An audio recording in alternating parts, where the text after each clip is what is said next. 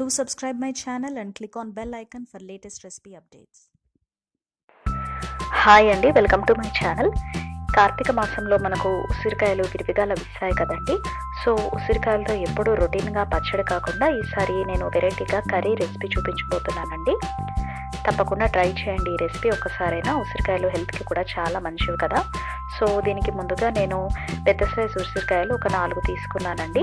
వాటిని శుభ్రంగా కడిగి ఒక బట్టతో తుడిచి ఈ విధంగా నైఫ్తో చూపిస్తున్న విధంగా ఇలా ఉసిరికాయ అంతా ఘాట్లు పెట్టుకోవాలండి. ఇలా 4 ఉసిరికాయలకు ఘాట్లు పెట్టి పక్కన పెట్టుకోవాలి. ఇప్పుడు స్టవ్ మీద ఒక కడాయి పెట్టి అందులో ఆయిల్ వేస్తున్నానండి. ఘాట్లు పెట్టుకున్న ఉసిరికాయలు ఉన్నాయి కదా, ఇవి ఈ నూనెలో వేసి కాస్త ఫ్రై చేయాలండి. ఘాట్లు పెట్టుకోవడం వల్ల ఉసిరికాయలు నూనెలో వేయగానే పేలకుండా ఉంటాయి, అలాగే లోపల వరకు బాగా ఫ్రై అవుతాయి అన్నమాట. సో చూస్తున్నారు కదండి, ఈ విధంగా కొంచెం కలర్ మారి లైట్గా బ్రౌన్ స్పాట్స్ వచ్చిన తర్వాత వీటిని నూనెలోంచి తీసి పక్కన పెట్టుకోవాలి. ఇప్పుడు స్టవ్ మీద వేరొక ప్యాన్ పెట్టి కొద్దిగా ఆయిల్ వేసానండి.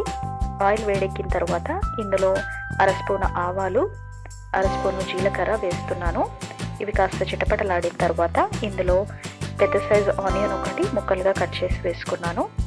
అలాగే ఒక రెమ్మ కరివేపాకు వేస్తున్నాను. ఉల్లిపాయ ముక్కలు, కరివేపాకు కాస్త వేగిన తర్వాత ఇందులో 1/2 స్పూన్ పసుపు వేస్తున్నాను.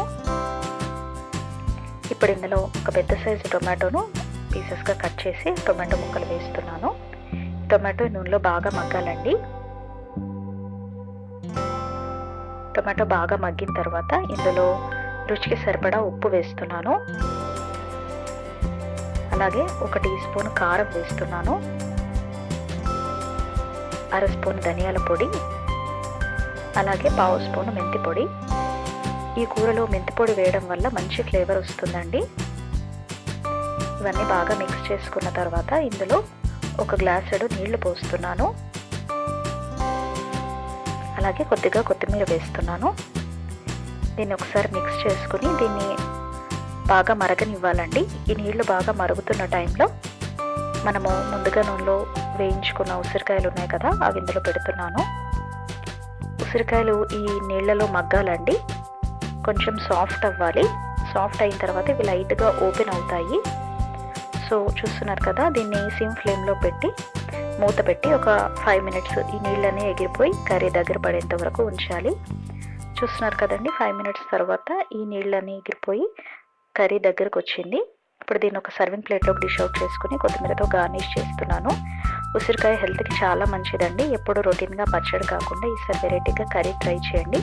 మీకు ఈ రెసిపీ తప్పకుండా నచ్చుతుంది అనుకుంటున్నాను.